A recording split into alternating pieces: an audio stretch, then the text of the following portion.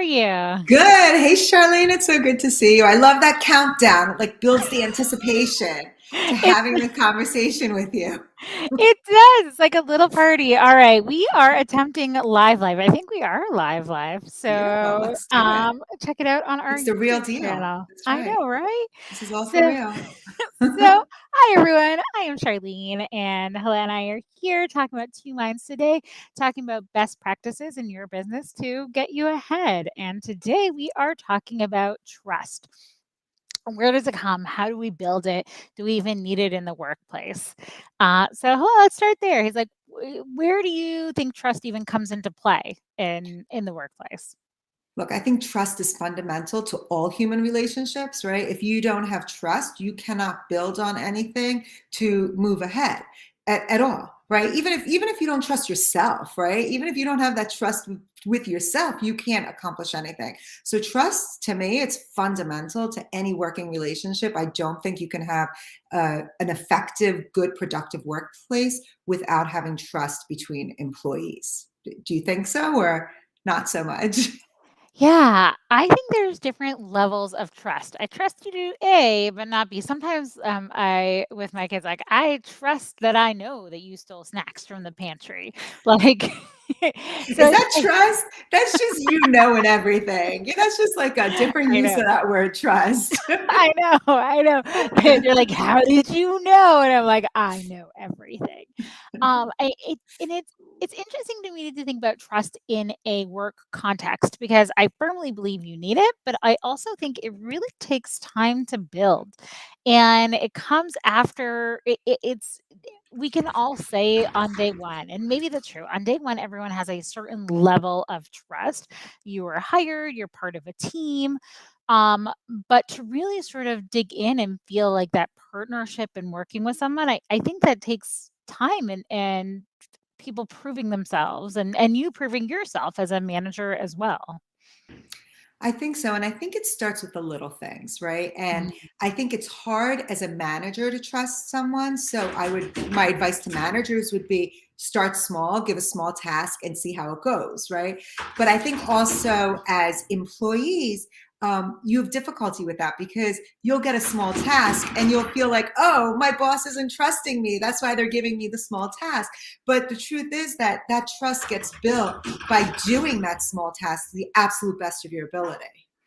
Yeah, I agree with that. I think it's like one of those where even if we don't mean to subconsciously, we're like, here's a task you did so well. And I'm great. I trust you to do a little bit more. Or it came back a few times. And I think for me, it's not, I am very task oriented, but it's not necessarily the success of the task, but it's like how you interacted, right? Did you do it wrong and never stop to ask for help, which is definitely a mistake I made at my first job, right? I was like, I did something, I did a job and I had no idea what I was doing. And I just was like, I can do this. But so did you get a task? Did you come back and ask questions when you needed? Is it easy, or it, I hate to say it, but sometimes it does matter if you're easy to work with, right? Like, is it easy communication? Those, in my mind, those kinds of things build trust of like, oh, great, they didn't know what they're doing, no problem. But I can like they came and they asked me and we had a conversation, we're able to build towards success. I actually think that's the hardest thing to do as an employee, whether you've been there for many years or whether it's your first week on the job, because you are making yourself vulnerable and saying, I made a mistake, my bad. And I think people think that when they say that, it shows that they don't have the expertise that they need to have. But the reality is that if you're honest, it shows confidence and it shows that you are somebody who's trustworthy. And that's the basis of trust, right? Because your boss will know, even if you don't know how to do it, you're going to step forward. You've got character. And I think that that is the hardest thing to do, because the minute you say you don't know how to do it, then you wonder whether you're good enough for the role at all.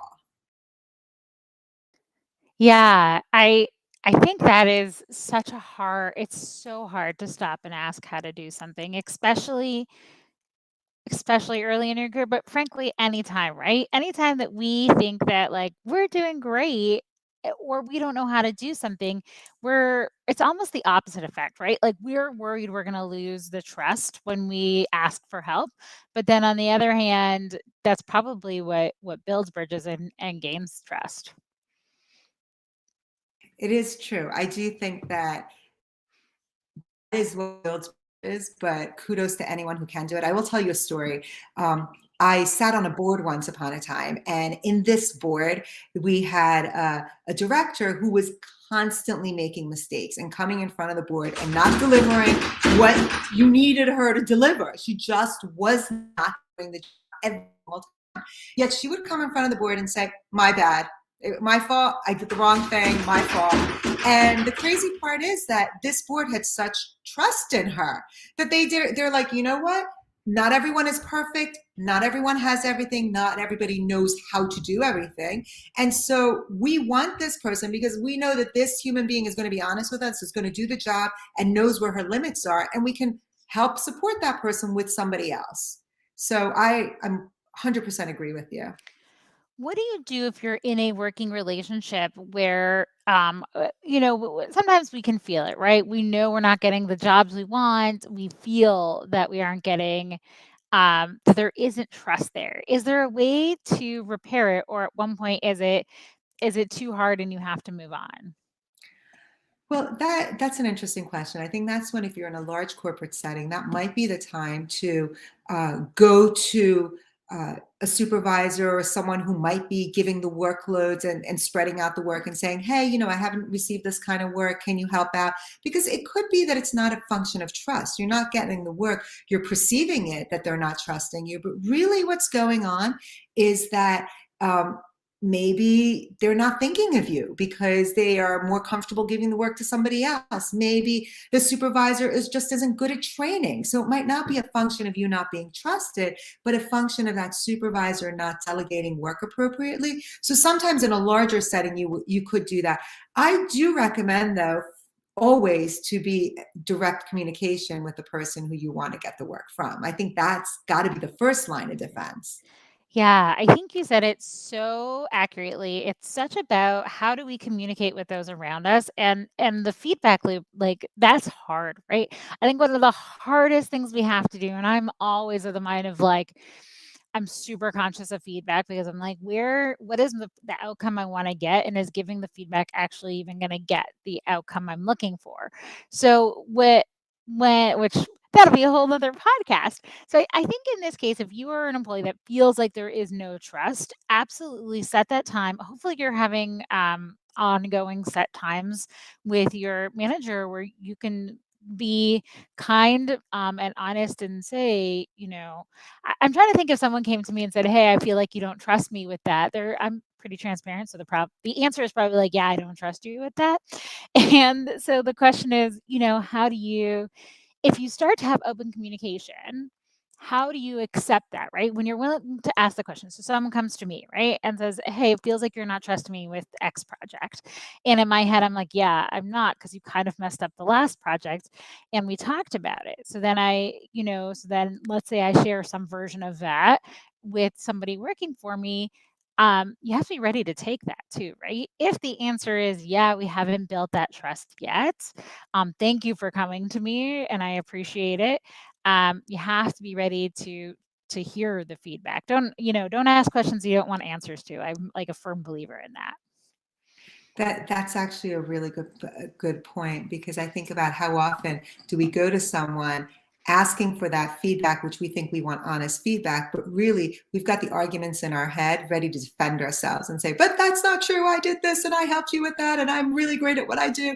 And so we already have the argument going, trying to say, "Hey, listen, and the truth is, you have to acknowledge, if you're asking someone a question and there's a breakdown, you have to acknowledge that you're playing a part in that breakdown, because it's always a relationship. Even if the part you're playing in the breakdown is the inability to make yourself be seen appropriately. So you did what you were supposed to do, but the other person didn't perceive it as such, right? So even if it is that you didn't do, that's still on you, right? That's still, I Yeah. think, a bit on you in that relationship. Let me ask you, Charlene, would you go to your coworker if you think your boss is not trusting you? Would you talk to the other people around?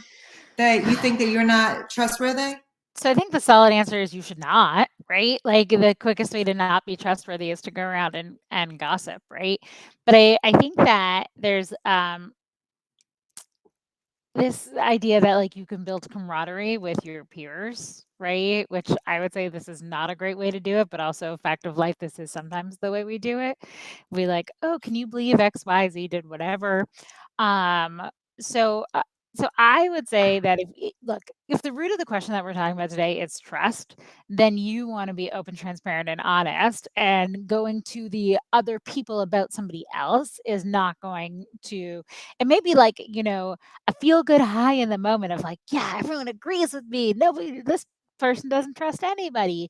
But in the long run, I think you're setting yourself up for failure. So I So then how do you get that advice on how should I be, how should I be approaching my manager, right? Because I think a lot of times people go and ask help from their coworkers, not always just to vent, but also because they're trying to figure out how am I going to approach this person? Have you had this issue before? So my question is, how do you get yeah. that feedback then if you can't, it's not done in the vein of gossip. You're trying to do it in the vein of what's the best way to approach. So how do you get that advice and not lose your trustworthiness? Because I agree with you. Gossiping Yeah. is a surefire way to Yes. not be I trustworthy. I don't remember where I heard this, but it was really good advice. So credits to whoever said this first, is when you want to start with feedback, it's a good time to say, "Hey, can I ask you a question? Is now a good time to, it's time and place, right? Ask your supervisor, ask whatever. And I even do this with my kids, right? If I want to tell them something that I know is going to hurt them in the short term and be effective in the long term, I say, is now a good time for me to give you some feedback on X, right? And then they'll say, frankly, they'll say yes or no, right? And we take the temperature from there. I think that in essence, like trust is absolutely a two-way street. It's a little bit of time and building. It also is something that you can build it, and then you do something and you're starting over, which is heartbreaking and hard, especially when the intentionality behind it, it's not there. And I think if you have a strong enough relationship with anybody, and again, builds over time, I would just ask the supervisor. If it's somebody who supervises a whole bunch of people and you're new to the team, absolutely be like, "Hey, hello, I really want to talk to our supervisor. I have some questions for them. Have you had any best practices?" And the answers may range from yeah, after they've had their coffee, or like don't do it on a Friday, or whatever it is. And I think soliciting the best way to talk to somebody that somebody else knows better is fine. I think as long as you're not crossing over into this is what they did and this is what I'm feeling, Right. I you're like, doing okay. right. That's the difference. I really like how you ask for the advice without giving the details of the topic that you want to talk about. So Yeah. I think like that's really the way to do it. Right. And so that you also in that way get to understand how trustworthy your coworker is. Well, Yeah. are they giving you supportive advice or not? Or do they go off the rails and say, oh, what's the problem and what's what? And I would say be careful and be cautious because everyone wants to know what's going on. That if they dig and say, oh, why is it? What do you want to do? What do you want to ask? I would say if you're new to the place, be very general. Oh, I'm just wondering. I just need to know. Like, I just want to, just want to know generally if it's okay to go in and talk. I wouldn't divulge any details, not even to the people who you think are close to you. I think Yeah. it's a good one. I think, look, that's also the fastest way you find out when you're like, I only said this to this person and now this other person knows, which, That's right. we've all had happen. And I'm like a pretty, when I'm like, "Oh, I told this person that, and now you're saying it to me. I now know this was good learning for me. I know now I cannot trust you." And not trusting someone doesn't mean that you don't have to have a bad relationship with them, right? It just means they're not going to be your go-to person for emotional support and connection. You can absolutely have a positive and probably superficial relationship, or learn to know what you can trust them on, but it's really just about navigating. That's true. And I would say, since we are nearing the end of our day together, I would say, hey, folks, listen, be careful when it comes to matters of trust. Be careful who you speak to, work hard to build it, and know that you can trust Charlene and I here. If you have any questions, anything, we are safe because we're that objective outsider, and that's always a great place to go. So trust us to be there for you on anything. I don't know if Charlene, you have any final words to say for the week and advice?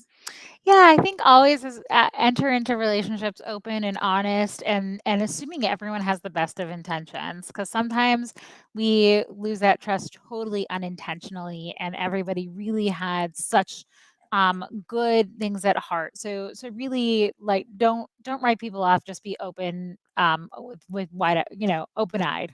I love that. I love that. Have big hearts and have a good week, everybody. And until next week, you can find Two Minds Today anywhere podcasts are found. And of course, here on YouTube, as you will find us live every single week. And hey, remember to learn a little more every day. Thanks, guys. Thanks. Bye.